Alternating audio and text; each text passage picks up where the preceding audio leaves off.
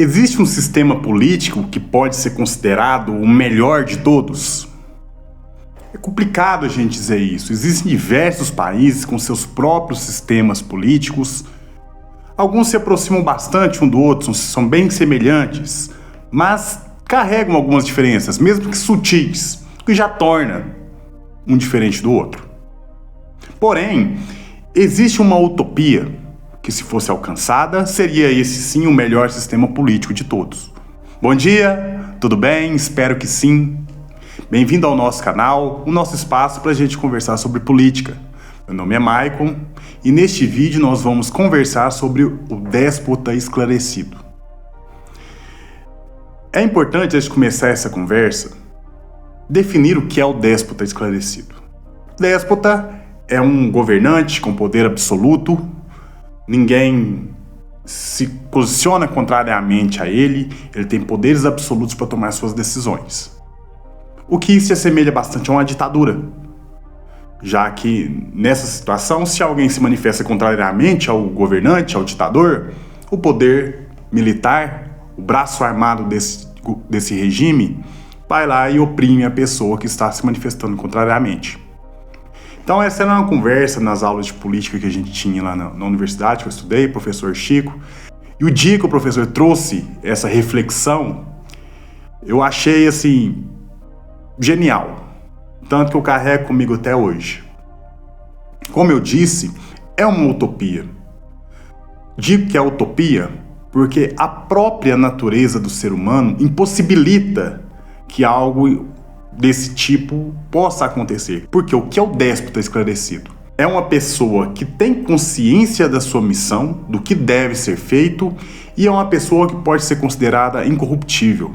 Ou seja, não vai começar a usar o poder que ele tem para beneficiar a si mesmo e perseguir outras pessoas de forma desnecessária.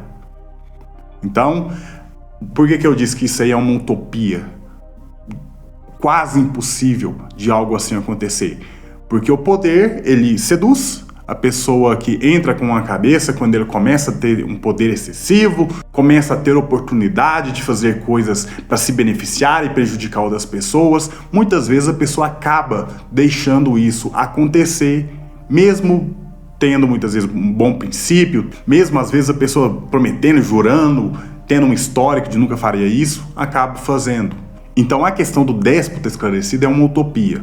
Mas como que funcionaria? Esse governante com poderes absolutos entraria ali com a sua missão de identificar quais os problemas da sua sociedade, que ele é responsável pela gestão, e tomaria as decisões que seriam mais assertivas. Este governante teria liberdade para tomar suas decisões, fazer aquilo que ele acha que seria mais produtivo para a sociedade, que geraria maior retorno de bem-estar à sociedade que ele está tomando conta, gerindo, sendo o líder. E ninguém teria ali posicionamento contra ele. Por que esse posicionamento contra, muitas vezes, ele acaba prejudicando? Quando a gente tem uma oposição que está ali por conta simplesmente de tumultuar, não leva a uma discussão produtiva, está simplesmente gerando tumulto e prejudicando o trabalho que é feito, essa oposição ela é nociva. Ela é um atraso para a sociedade. No entanto, uma oposição bem feita, que está analisando o que está acontecendo, o que está sendo feito, como os recursos estão sendo usados, apontando os erros que estão acontecendo e muitas vezes sugerindo melhores formas de fazer uso daquele recurso, essa oposição sim é produtiva. Então a questão do déspota esclarecido atuaria sem uma oposição, não tendo nem a positiva e nem a negativa. A questão do esclarecimento seria: não vou utilizar os recursos simplesmente para beneficiar os meus. O meu objetivo é beneficiar a todos. A necessidade de alguém que possa atuar dessa forma é importante para quê? A questão política, muitas vezes, o que está na gestão no momento está preocupado em continuar no poder, utilizar a máquina para benefício próprio e muitas vezes não foca a sua ação em medidas que são necessárias, mas que não vão produzir os resultados que ele espera. Então a gente vê muito descaso com infraestruturas, por exemplo, de escoamento de água, infraestruturas que são necessárias para um bom desempenho da vida humana ali, mas quase não são vistas. E se não é visto, não é lembrado. Se não é lembrado, não gera votos. Então muitos deixam para lá, já que não vai gerar o resultado político que ele espera. Se um déspota esclarecido estivesse no comando de uma região, por exemplo, ele age muito mais como um estadista. O que é o estadista? O estadista é aquele que busca utilizar os recursos que estão à disposição para alocar de uma forma que vai gerar, sim, retornos de bem-estar, retornos para a capacidade produtiva, enfim, busca utilizar esse recurso da forma que ele vê que deve ser usada. Não está preocupado simplesmente em agradar. Inclusive, essa questão de agradar, ela é fundamental também para o lado negativo de ser o gestor. Ser um gestor não é simplesmente fazer graça e receber aplausos. Ele precisa sim botar o dedo na ferida quando essa ferida está aberta ali e precisa ser apontada. Então, alguma pessoa que está violando a lei e a pessoa influente, o gestor que não está preocupado em fazer o certo, mas em angariar apoio e angariar votos, ele vai deixar para lá. Olha, pode continuar fazendo isso aí, mas faz disfarçado. Não deixa tão na cara não, porque você vai me atrapalhar com os outros. Um estadista, o que ele faz? Olha, o que você está fazendo está errado. Ah, mas se você me reprimir, você me punir, eu vou me posicionar contra você, vou ser oposição ao seu governo, vou falar para que os meus apoiadores não votem em você, você vai perder votos. Um estadista, qual é a resposta? Ok, eu entendo o seu posicionamento, eu entendo o que você está me dizendo, mas o que você está fazendo é errado e você vai ser punido sim. Essa é uma ação de estadista. Isso muitas vezes não acontece porque o gestor está mais preocupado com votos do que em exercer o seu trabalho de fato. Então, um estadista tomaria sim a atitude que é necessária para essa situação. Alocando os recursos da melhor forma possível, com o tempo a sociedade vai sim começar a funcionar de uma forma melhor, os recursos sendo usados da forma mais adequada. Inclusive, tem algumas áreas que são necessários, na verdade, um pulso firme para que tudo aconteça da forma que deve acontecer. Nós temos problemas recorrentes que parece não haver uma solução. Então, o déspota esclarecido teria a liberdade para tomar as medidas que são necessárias para fazer com que aquilo aconteça. Então, nesse sistema político, o que está à frente, o déspota esclarecido, ele teria liberdade para escolher, para decidir o que vai ser feito, mesmo que aquela decisão que ele toma seja uma medida antipopular. Porque a preocupação, pelo fato dele ser esclarecido, não é em parecer popular, é que as coisas sejam feitas da forma correta e que os melhores resultados possam ser alcançados. Nesse sistema também, teriam bem menos pessoas participando desse processo, bem menos outros políticos, o que torna o processo um pouco mais eficiente, porque quanto mais pessoas estão envolvidas no processo, maior a possibilidade de haver elementos, pessoas que vão corromper o processo. Então, se um recurso sai lá da capital e passa pela mão de 5 pessoas antes de chegar até a sua destinação final, é provável que uma dessas 5 pessoas possa tirar alguma coisa desse recurso. Você, não, uma parte do recurso tem que ficar por tal motivo, ou um deles vai chegar lá na fonte final e falar o seguinte: olha, esse recurso vai chegar para vocês, então você tem que dar uma forma, dar um jeito de parte desse recurso voltar para mim. O que acontece, infelizmente, essa forma de ação, e é sim uma forma de corrupção. O recurso não vai chegar à sua destinação final, pelo menos completamente, porque pessoas estão desviando a função do recurso, desviando parte do recurso. Então, quando há essa ação de um déspota esclarecido, este recurso ele é destinado por esse líder e ele chega diretamente para aquele lugar onde seria a destinação final. Esse parece ser um processo antidemocrático, já que não há escolha. Seria uma pessoa que estaria no poder e permaneceria indefinitivamente, tomando as suas atitudes, tomando suas decisões, não se preocupando tanto com o que as pessoas vão pensar. Mas, como é sempre bom repetir, essa é uma utopia. É algo que é praticamente impossível de acontecer. Embora tenhamos governantes que já tenham sido considerados como incorruptíveis, O exemplo que a gente sempre vê falar na história é do George Washington, que foi o primeiro presidente dos Estados Unidos. As pessoas consideravam ele incorruptível. Ele tinha sua missão em mente e, inclusive, usava recursos próprios, né, da família dele para complementar os recursos para obras que ele via como necessárias. Mas casos assim são muito raros.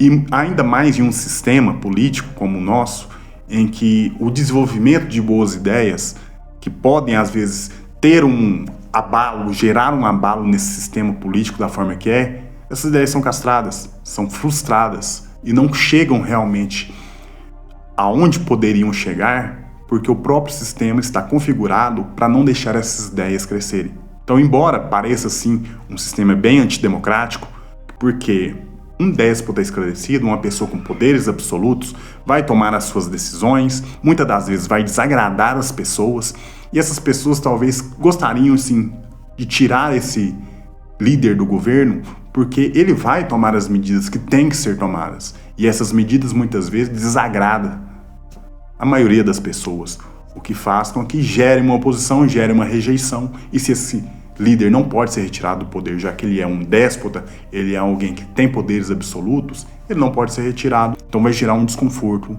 em quem começa a se sentir desagradável por ele. Porém, se abusarmos desse conceito de esclarecimento, podemos imaginar que, uma vez que ele tenha entendido que cumpriu a sua missão, ele poderia simplesmente abdicar do poder, já que o esclarecimento também presumiria isso, que ele não é apaixonado por esse poder e que está disposto a abrir mão dele, caso sinta que realmente não há mais como colaborar para essa sociedade, por exemplo.